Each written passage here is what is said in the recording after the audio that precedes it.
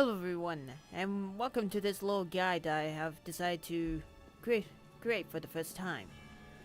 Now, you may be wondering, Volt! Dude, where the fuck is the next part of Dark Souls?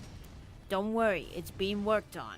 The only issue I've been having is that I have made a recording mistake and I still haven't made a decision on how to go about solving it. So far, I've been making the decision to keep the recording as it is, but leave the commentary in. However, partway through the video, I do unmute the video. So there's at least that, and I do get killed, and call it that my karma. Without further ado, let us get on to this strategy guide I have decided to make for this boss.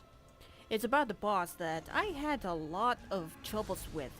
And because I had a lot of troubles with, I had the feeling that others may have had some too. So I decided to try and make a quick guide about this.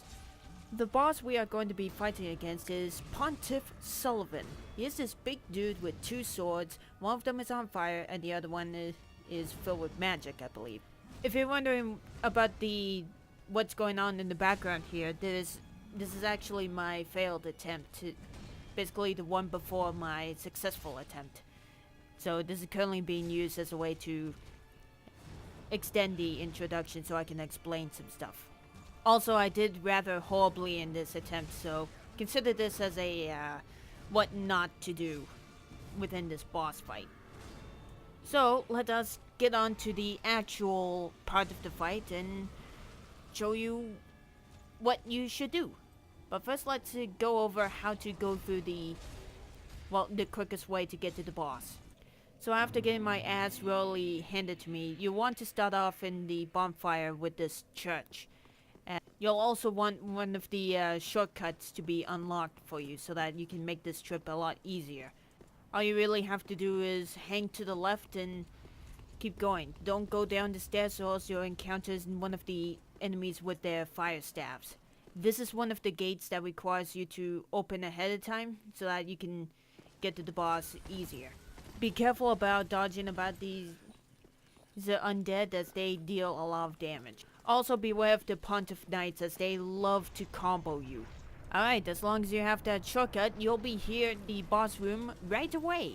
Now when you start off the fight, he will just be standing there and you just have to get close for him to start attacking you.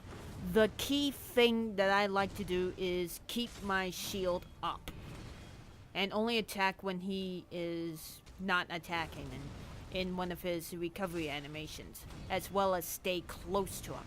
Reason you want to stay close to him is that he likes to aim high for some reason, and he tends to overshoot you in some of his attacks. A few attacks to be careful of is when he holds his weapon high up into the air like that, he can deal a whole lot of damage to you. And as you see right about here, is he likes to dodge a whole lot, and he has this move where he is able to teleport right behind you. I think that's the ability right there. And when he does teleport, you can actually lose your lock on him and lose where he is for a few seconds. Just quickly turn around and lock onto him. Just going to slow this down so I can explain something. Unfortunately, I did not get to be able to show one of his deadly moves. It's where he holds both of his weapons up high and starts unleashing his combos on you. It's very difficult to dodge, and being able to use a strong shield is highly recommended.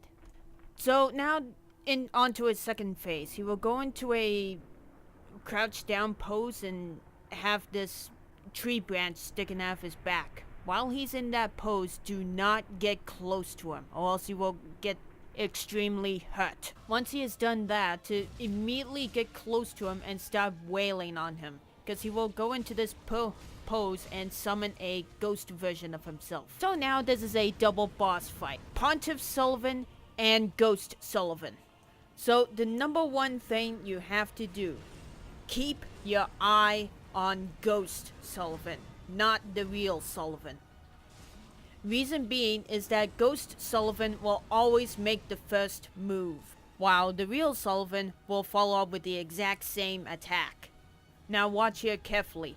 Ghost does an overhand, real Sulyvahn follows up with the overhand as well. Ghost did a dash,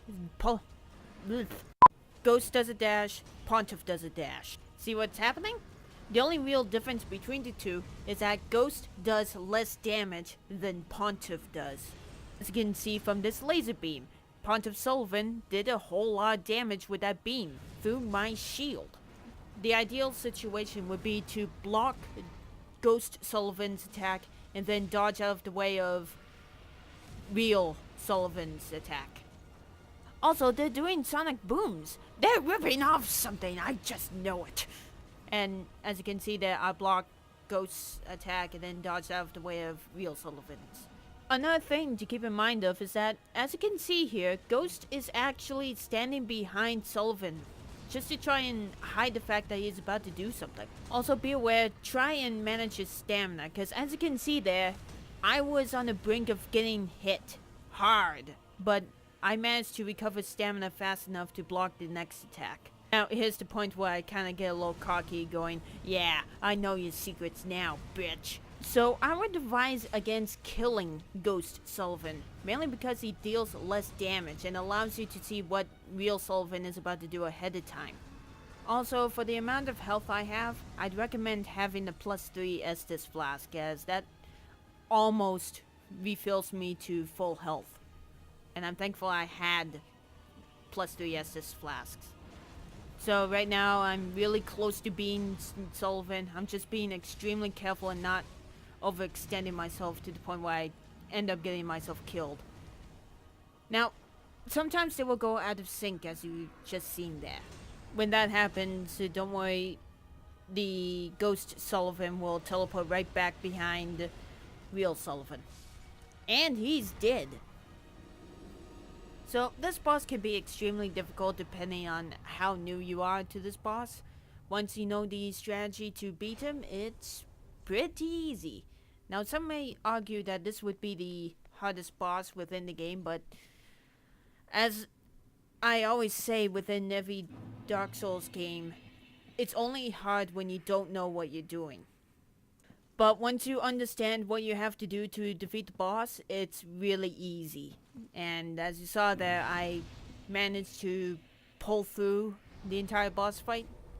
And by using tactics with the shield strategy I used within Dark Souls 1, I managed to beat him.